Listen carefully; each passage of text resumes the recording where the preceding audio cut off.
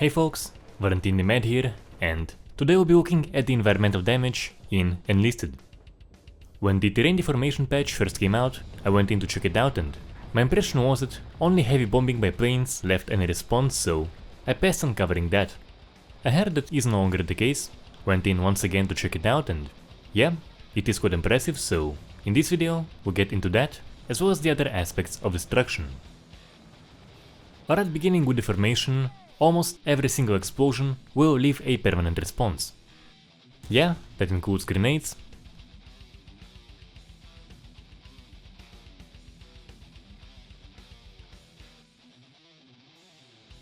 strafing runs by planes,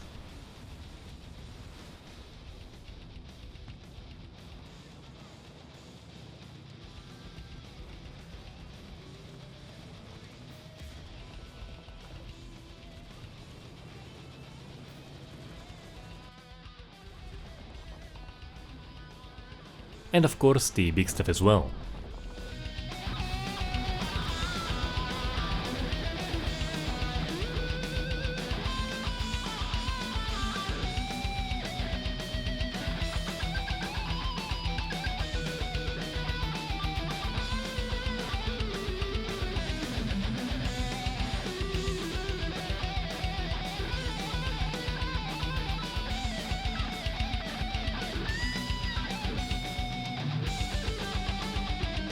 Now, on the smaller ones, you can kind of get the impression of is there even deformation there, but as you can see the large ones leave no doubts and you can dig with the shovel as well, so deformation is very much a feature. Now as for some of the limitations, you don't have deformation for every surface.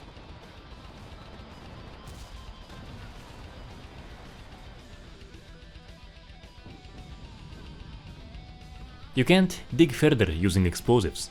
What you have for the initial blast for each type is about how deep it'll get. Now you can dig further using a shovel, and I imagine if you have a grenade crater and the bomb lands there afterwards, it'll probably go deeper, but you can't dig using a multitude of explosive packs. And didn't say footage of that specifically, but deformation isn't used for the aircraft crashes. You still have the kind of bouncy plane ragdoll. It definitely is a miss out. It would very much require a whole different approach, but having the plane partially dig in, deforming the terrain, would have resulted in some of the coolest crashes in gaming. As far as I'm aware, this one still hasn't been done anywhere, but I do think the tech for doing it is already in. With this cratering, you can't really have stuff grow on top, so vegetation, from big to small, will very much respond.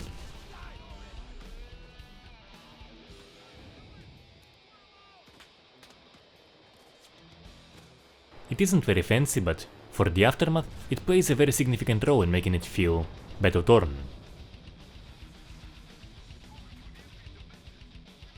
Of course, you do very much have walls, fences, and various props respawn as well.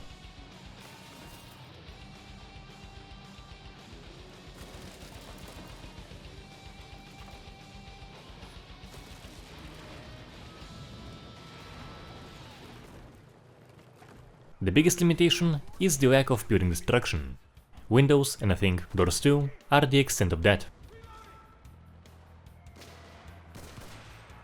Now it is being brought up occasionally on the community forum and on Reddit, and I do think it actually is very much possible. So, as discussed here, we do already have quite a glorious terrain deformation feature, it can go quite deep.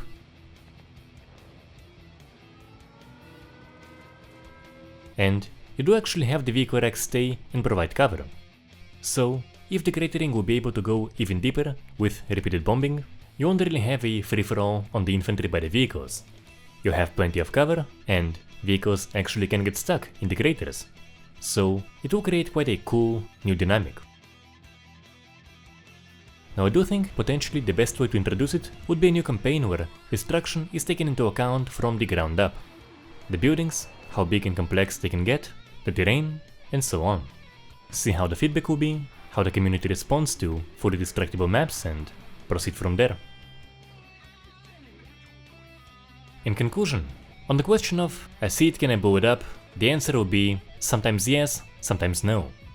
But despite those limitations, I'm still quite impressed. There are a few games where you have some distraction effects kind of put on top for a bit of a flashy effect here and there, and it feels kind of cheap, but here that really isn't the case.